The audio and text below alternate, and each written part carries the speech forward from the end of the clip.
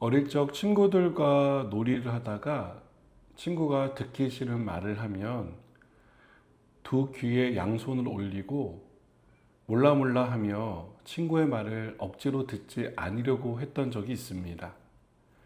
친구가 말을 하지만 저 역시 몰라 몰라 라고 혼잣말을 하니 그 친구가 무슨 말을 하는지 도통 알아들을 수 없었습니다. 듣지 않으려고 하면 들을 수 없습니다. 들어야 들립니다. 북이스라엘의 멸망을 지켜보는 유다 지도자들의 모습이 꼭 이와 같았습니다. 이사야는 1절에서 3절을 통해 북이스라엘의 지도자들을 비난하며 그들이 파멸할 것을 예언합니다. 그들이 파멸당하는 모습은 가장 둔감하다고 생각하는 사람이 분명하게 느낄 정도로 분명하고 확실하게 임할 것이라고 말합니다. 이사야는 유다의 운명도 이와 같을 것이라고 예언하고 있습니다. 둘의 공통점은 술 취하여 방종하고 이해가 결여되어 가르침을 받을 필요가 있다는 점이었습니다. 그들은 하나님을 믿지 않았고 하나님의 말씀을 신뢰하지 않는 냉소적인 모습을 보였습니다.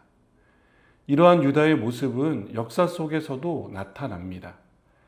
이 말씀은 아수르의 팽창으로 인해 유다와 애굽 등 주변국들이 아수르를 경계하는 분위기 속에서 주어졌습니다. 유다는 아수르와의 좋은 관계를 맺으려고 했지만 아수르의 속내는 달랐습니다. 아수르는 내친김에 주변국들을 전부 속국으로 만들 생각이었습니다. 이런 분위기가 감지되자 유다 지도자들 중에는 애국과 손을 잡고 아수르와 맞서야 한다는 여론이 형성되었습니다. 하지만 이사야는 이러한 지도자들의 모습을 비난합니다. 그것은 뜻대로 되지 않을 것이고 결국 허무한 것을 의지하는 것밖에는 되지 않는다는 것을 알았기 때문입니다. 유일한 의지는 하나님밖에 없다고 말했지만 유다 지도자들은 듣지 않았습니다. 이러한 지도자들의 모습을 이사야는 포도주로 말미암아 역걸음치며 독주로 말미암아 비틀거리는 것으로 묘사합니다. 이들은 하나님을 의지해야 산다는 바른 길을 놓고 이 길을 선택하지 않았습니다. 우왕좌왕하며 하나님을 피하는 모습만 보였습니다. 하나님은 이사야를 통해 계속 같은 말씀을 반복하시지만 유다는 듣지 않습니다.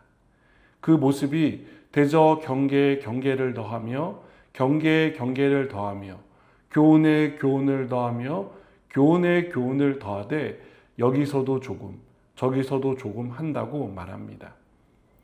유다의 지도자들은 하나님의 말씀을 들을 준비가 돼 있지 않았습니다.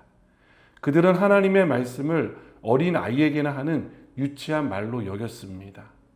냉소적으로 생각하고 귀에 양손을 대고 몰라 몰라 하는 아이처럼 하나님의 말씀을 듣지 않은 것입니다. 이렇게 하나님의 말씀을 듣지 않은 결과는 뒤로 넘어져 부러지며 걸리며 붙잡히게 되는 것으로 나타날 것입니다. 유다는 심판을 받을 것이고 그로 인하여 큰 고통이 임할 것입니다. 하나님은 매 순간 우리에게 말씀하십니다. 말씀하시는 하나님의 말씀을 듣기 위해서는 귀를 열고 마음을 열어야 합니다.